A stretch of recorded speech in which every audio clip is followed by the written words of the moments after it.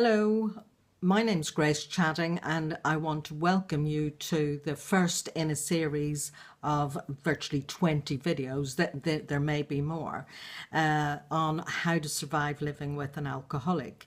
I decided to make this series of videos because thousands of you responded to a video that I made just talking about being the partner of an alcoholic.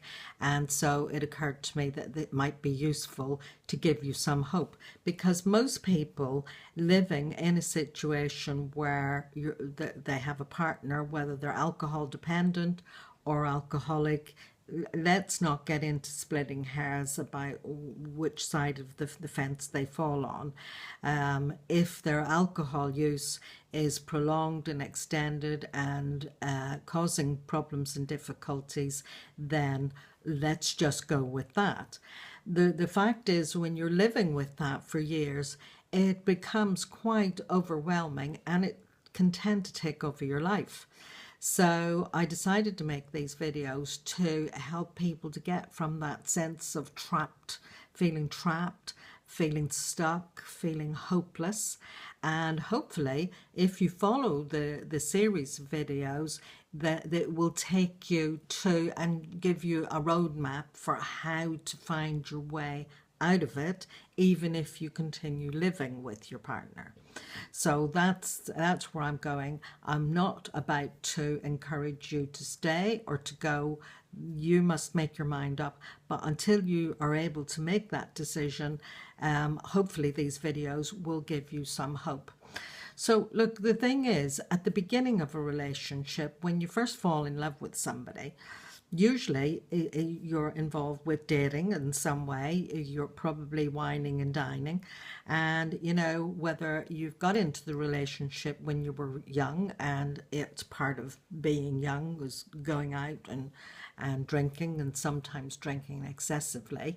And you just kind of, without thinking about it, you assume that as life goes on, you probably won't, when you have a home and a family, that you won't do all that amount of drinking and getting drunk. You kind of just don't think about it. So there's some kind of psychological contract there that as you get older, all that pubbing and clubbing will calm down and settle down, and that you'll kind of live some kind of a normal life. So, but as the years pass, you begin to notice, so now you know you've married them, and the years pass, and you maybe even when months pass, you start to notice that there's a few embarrassing moments that when you're in a social group, maybe somebody's birthday or a wedding or some kind of celebration, you actually find that often you're the last ones to leave. And, you know, you can be tired, you want to get home, but he's there cracking open another bottle, and that starts to become a bit of an embarrassment, because you can see often the hosts are itching to get to bed, but he's still talking and still drinking. So, and sometimes there are accidents. When he gets drunk, he falls over, or yeah, he creates a scene in some way or another. So you start to notice these kind of patterns. You notice also that actually he doesn't want to go anywhere that doesn't involve drinking. I mean, if it was to just go out and have a picnic, he doesn't want to do that unless there's a few bottles of wine brought with him.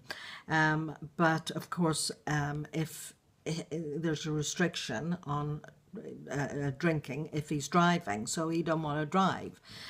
So all your social activities finish up revolving around going somewhere that involves a pub, a club, drinking, or alcohol use of some sort. And maybe a drink culture. So he maybe gravitates to sporting events, or maybe the military, or something that involves some kind of drinking culture. So you begin to notice as the years roll by that more and more time and energy and money is spent on his drinking.